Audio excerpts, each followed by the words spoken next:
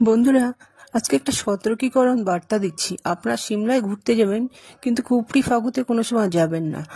এই জায়গা যদিও যেতে চান তো যেতে পারেন, আমার কথা বিশ্বাস না করে যদি যেতে চান। এই জায়গায় কিছুই নেই। আমি যখন 15-16 বছর আগে গিয়েছিলাম তখন এখানে অনেক কিছু ছিল, এখন কিছুই নেই। তাঁবু টাঙিয়ে কতগুলো দোকান করা রয়েছে। আর এই জায়গায় যেতে গেলে ঘোড়া নিতে হয়।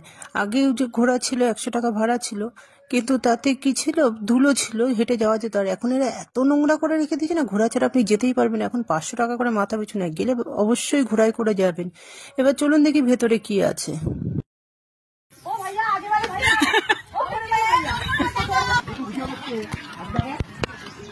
হ্যাঁ এই তো